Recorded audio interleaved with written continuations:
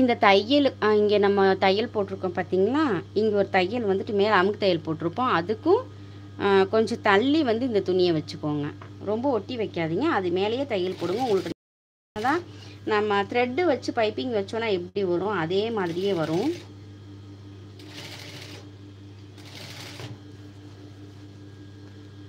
இந்த பீஸ் எப்பயுமே வந்துட்டு இப்படி பின்னாடி விட்டுருங்க, அதான் ஷோல்டர் பீஸை.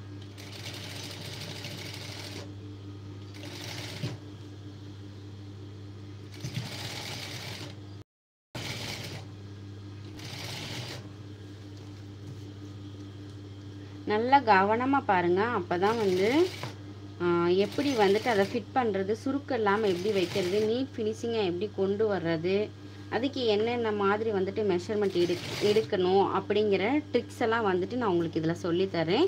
அதே மாதிரி பஃப் வந்து ஃபாலோ பண்ணிக்கோங்க. மேக்ஸிமம் வந்து பஃப் வைக்கிறது வந்து மெஷர்மெண்ட் இது பண்ணி சொல்ல மாட்டாங்க. இப்போ நான் இது எல்போ ஸ்லீவ் வரைக்கும் இருக்கிற இதில் வந்து நம்ம பஃப் எப்படி வைக்கிறது அப்படிங்கிறத தான் ஃபுல் டீட்டெயிலாக வந்து கொஞ்சம் ட்ரிக்ஸோடு வந்து டிப்ஸும் சேர்ந்து வந்து உங்களுக்கு சொல்லித்தரப்போகிறேன்.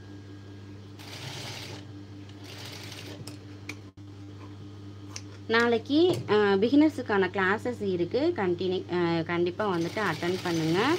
அப்போ தான் வந்து எப்படி வந்து கட்டிங் போடுறோம், அதாவது குழந்தைங்களுக்கான பாவாடை சட்டை எப்படி வந்து கட்டிங் போடுறது, எப்படி ஸ்டிச்சிங் பண்ணுறது அப்படிங்கிற மெத்தட்ஸ் எல்லாம் உங்களுக்கு வந்து தெரியும். ஓகேங்களா? இப்போது இங்கே வந்து இப்படி ஸ்டிச் பண்ணியாச்சு. கிராஸ் பீஸ் வைக்கிற மாதிரி ஃபுல்லாக வைக்காதீங்க, இந்த அளவுக்கு இருந்தால் போதும். ஓகேங்களா? இந்த அளவுக்கு இருந்தால் போதும். இப்போ இது ஒரு மடிப்பு மடிச்சுட்டு இதை வந்து அப்படியே என்ன பண்ணுங்க, இவ்வளோதான் வரும் பைப்பிங். பார்க்க ரொம்ப அழகாக நீட்டாக இருக்கும்.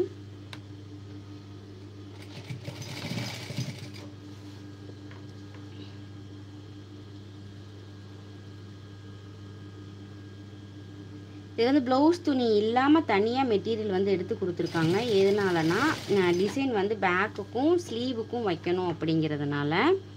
இப்போ இது பைப்பிங் வச்சு முடிச்சுட்டு அந்த டிசைனையும் வச்சுட்டு உங்களுக்கு எப்படி வந்து அதை ஜாயின் பண்ணுற, அந்த ஸ்லீவை வந்து எப்படி வந்து ஜாயின் பண்ணணும், அந்த பஃபை வந்து எப்படி வந்து ஸ்லீவில் ஜாயின் பண்ணணும், அதுக்கு என்ன மாதிரி மெஷர்மெண்ட் நான் எடுத்தேன் அப்படிங்கிற ஃபுல் டீட்டெயில் வந்து உங்களுக்கு ட்ரிக்ஸோடு வந்து சொல்கிறேன், வித் மெஷர்மெண்ட்டோடு வந்துட்டு உங்களுக்கு சொல்கிறேன். ஓகேங்களா?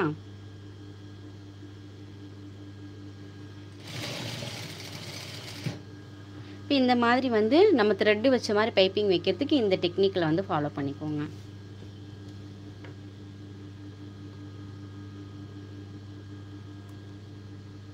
பிசுறு வெளியே தெரியாமல் ஸ்டிச் பண்ணிக்கோங்க.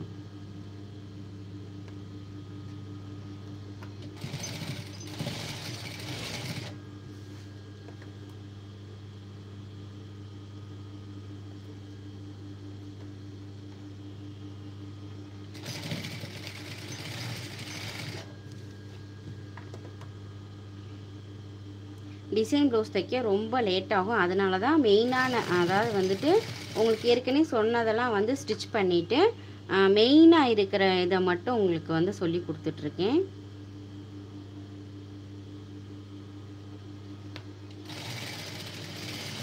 பர்ஃபெக்ட் ஃபினிஷிங் வந்து பண்ணி கொடுங்க, ரொம்ப எல்லாத்துக்குமே வந்து பிடிக்கும்.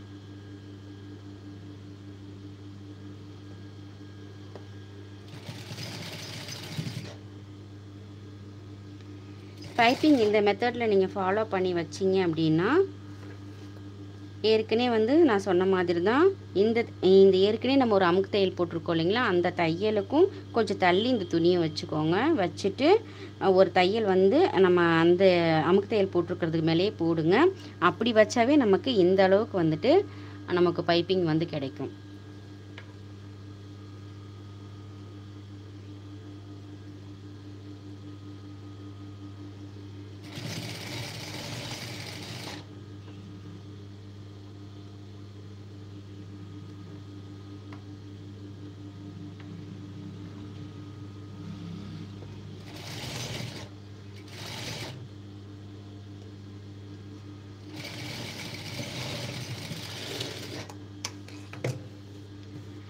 இப்போ வச்சாச்சு.